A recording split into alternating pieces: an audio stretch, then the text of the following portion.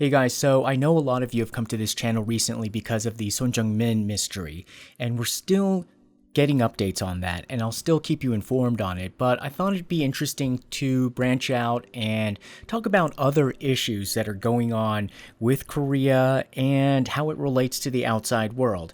And one of the topics that has captured some attention around the world is this concept of whether you can be trans-Korean. And that has been brought to the limelight by Olie London.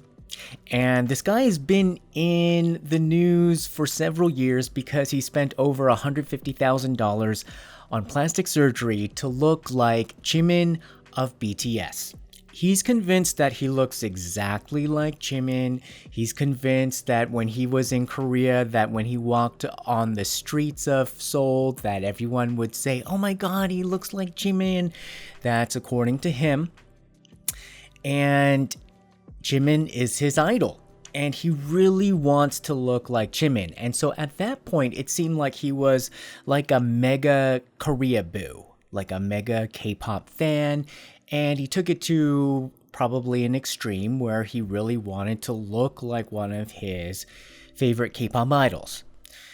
But now he says that he is going to identify as Korean, that he has been born in the wrong body, that he is actually a Korean person that was not born correctly, and he was born originally in a British body, but he does not identify as a British person. He identifies as a Korean person. He says that his new name is Jimin. He says that he is non-binary, and and I shouldn't even say he. He says, or they say that their pronouns are they, them, and their. So that is the situation with the formerly Olie London, who is now Jimin, the non-binary Korean. So what do you think? Can you be trans-Korean? And what does that mean?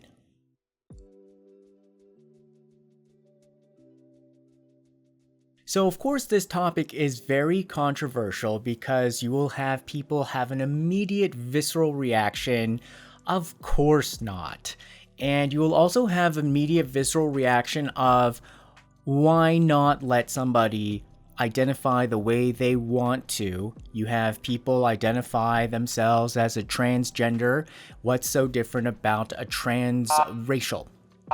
So that is, of course, a debate or a topic that you can have. And actually, when you look at the concept of race from an academic level, it is a social construct. It may be hard to grasp because we look different on the outside, but academically, on like a PhD level, and trust me, because I at least got up to a master's level in sociology, race is a social construct, so it's not biologically based. So if you want to look that up, then you can, but essentially what the argument here is that if race is socially constructed, then why can't people be fluid within the race that they socially identify with? Okay, so let's just say that there is a possibility for fluidity. What? And I'm not going to judge whether he is or is not trans-Korean, because I'll tell you there is a very simple test. A simple test. Whether you're just a Korea boo and you're like obsessed with Korea and you think you want to be Korean, or if you are trans-Korean and you think you really are going to totally shed whatever race, culture, identity you've been born with, and you're going to be reborn as Korean, just come to Korea and jump into Korean society and see how long you stay here. That is just a simple test. It's just simple as that. And pretty soon you'll see whether you're really Korean or not. I've been trapped in the wrong body for 8 years, and that's the worst feeling in the world, when you're trapped and you don't feel like you can be yourself. But finally, I'm Korean, I can be myself, and I'm so, so happy. Because I will tell you, I've been living here in Korea for about 13 years, and both my parents are Korean. They emigrated from Korea, so they immigrated to America, and they're both Korean, so biologically I'm 100% Korean.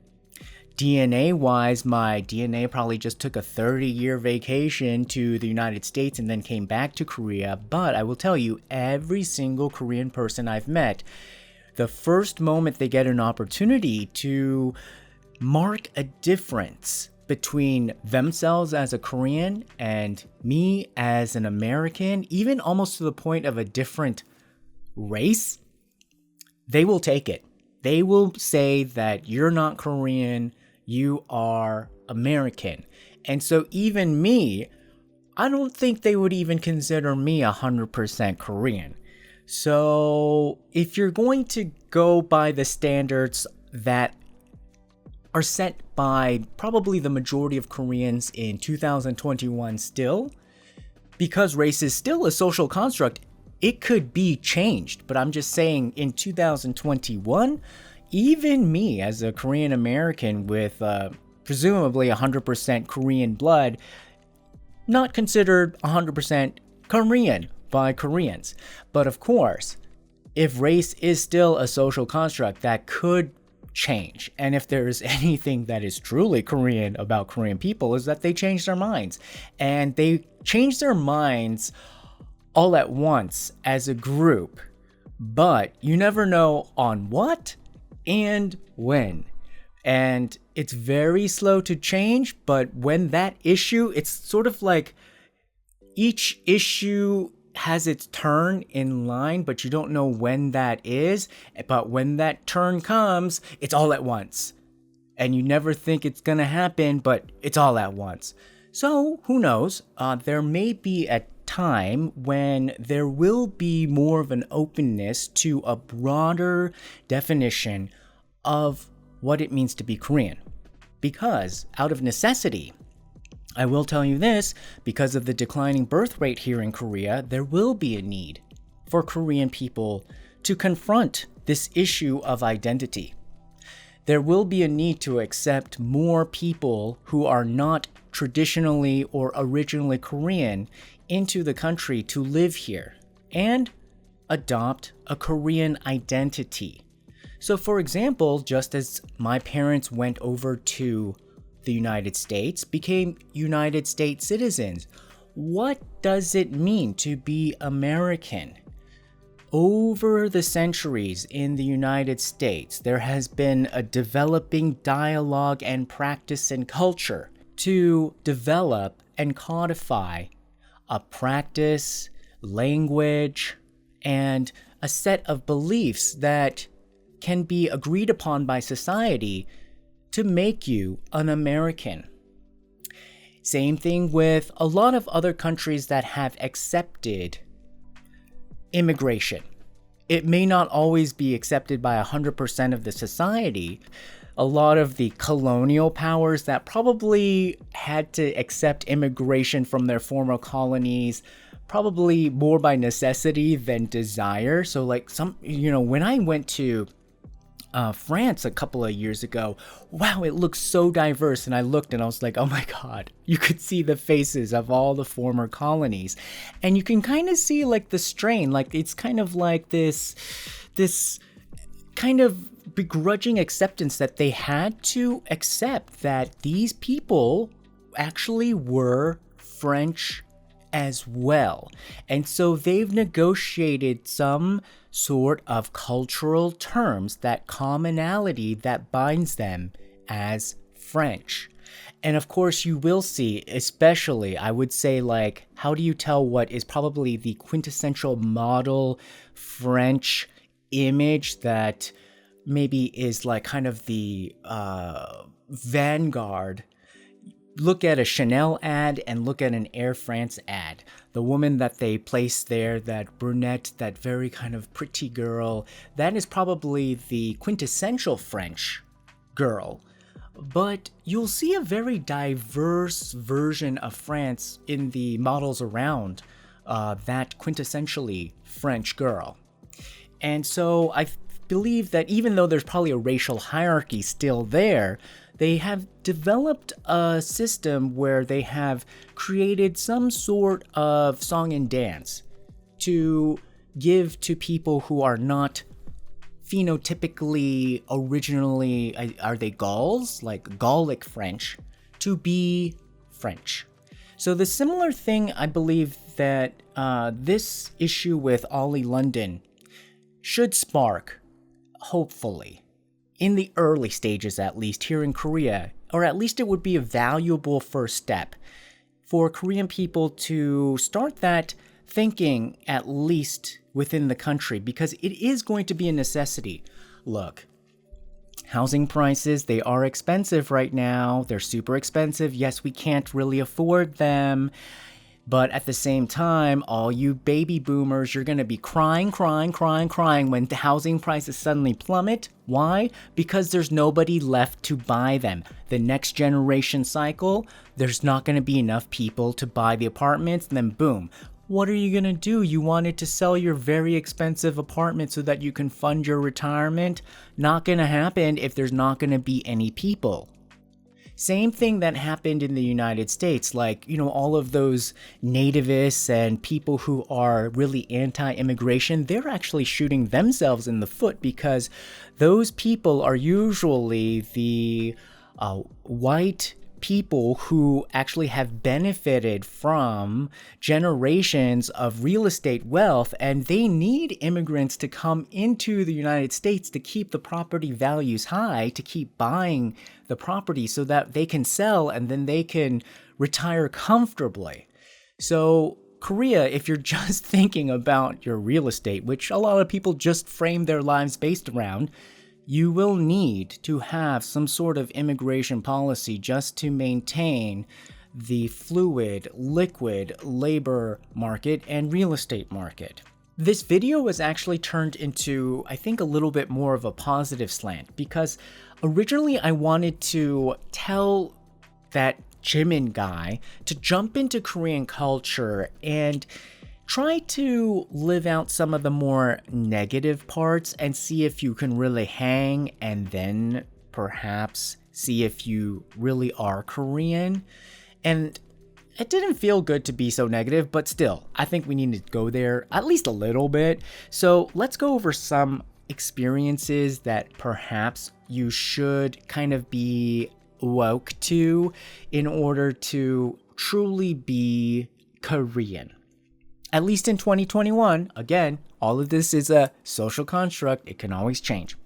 So if you're expecting life to look like a K-drama, sure, expect it to look like a K-drama, except expect the parts where the hero loses to extend a little bit longer, the parts where the hero sort of wins to be a little bit shorter or non-existent, and the parts where the hero gets to just have some of these like crazy coincidences that let him win just not be there. And more importantly, all of the people that actually have a sudden realization around them that, oh my god, they should really support the hero because that hero is actually working for good, they're not going to be there. They're actually going to support the villain. So expect that in Korea, people are going to revert to the so-called villain, but they're not going to see them as the villain. The villain is going to be the so-called strongest person in the room. And it's just going to be out of self-preservation that they're just going to have to follow the leader. And the leader is usually what? The loudest voice in the room, the strongest person in the room, even if they are extremely abusive. And when people are following along and seemingly approving of this bad behavior, most of the time they will justify it by saying that they are respecting the culture, respecting the position, respecting the social order. And that's how everybody gets away with it. So the ironic thing, though, is the abuser thinks that, oh my God, I'm so good because, nobody's checking me and I can just get away with anything. But all of the people who are following along resentfully are not necessarily following the leader because they think the leader is so great. They are so desperate to maintain this social structure because this social structure creates stability. If they rebel against this social structure, that starts to tear at the fabric. So even if somebody is abusing this social structure, they would rather maintain the social structure and consider the abuse temporary or kind of like an aberration than challenge the social structure. The problem in this day and age is that it's become so easy to abuse the social structure that it's kind of a given that the social structure is always abused. So then what is Korean culture now? Korean culture now in 2021 is to always abuse the social structure. So now we're seeing a lot of tension. Real Korean traditional social structure. The older person is not supposed to abuse their position. The older person is given this unequal level of trust because they're supposed to take care of the younger generation. Somebody's forgotten that. Somebody has really forgotten that. And we need to ask which generation has forgotten that. Really. On a related note, you have to expect that promises will be broken almost all the time, and you can't do anything about it. The person who is older or is in the power position totally has the right to do it, even if probably legally they're in the wrong. Culturally, they're in the wrong, in every way that it's wrong, and they're actually the victim in all of this. You're the person who's wrong, and you're going to have to apologize, and you're going to actually have to be nice to them and act like everything is normal. Can you handle that? Can you handle that part about being Korean? Let's see. Another thing to expect is extreme jealousy, sabotage, backbiting, backstabbing, entitlement that is really rooted in this feeling of always having to compare oneself to others and not feeling good enough. And this really does come from an early age where people are pitted against each other in the education system and in life, where there can only be one way to win. There can only be one winner. And every single time there's a way to compare people, it's posted on the wall. So you do that enough times, you do that with enough mothers always talking about other kids, mothers telling their kids how they compare to other children all the time. People grow up with an inferiority complex, every single one. So everybody is always comparing themselves and nobody is ever happy. So if you seem to have something that somebody else wants or feels like they deserve, they're going to go after you. You will always be in a constant cycle of trying to have to downplay what you are or what you have achieved, but also at the same time upplay who you are or what you achieve because you also don't want to be looked down upon. Can you do both at the same time? Can you handle that part about being Korean? Can you really assess which mode you have to turn on with whom and at what time and to what degree? Can you handle that part about being Korean? If you can, then you might be trans-Korean. And speaking of which, to be different people at different times, constantly expect the best acting in the world in Korea. You know, there aren't a lot of acting schools and acting academies, and yet you see world-class acting in K-dramas, K-movies. The theater industry here is a hidden gem. It is extremely good because there's a lot of flow back and forth between the TV movie world and the theater world. But what I was very shocked by is that there's not a lot of this whole kind of like, oh, I'm a theater, like, oh, I study. People don't even really need to study that much, in my opinion, because any third grader could probably outact most, MFA students, maybe even NYU students. I kid you not, because it is a requirement to be an actor in Korean society, because there is immediately one way you have to act with people who are older than you, subservient, and one way you have to act immediately to people who are younger than you, like the boss, people who are with you in the same age, or if like somebody is like in a different class than you, immediately you are doing all of those theater games, if you come from the theater world, about like how you're supposed to interact and do all of the subtext, things that you can say, things that you cannot say, things that your body language are supposed to say, things that your body language you're trying not to say. So I would say that Korean people are some of the best actors in the world, which basically makes them some of the best liars in the world.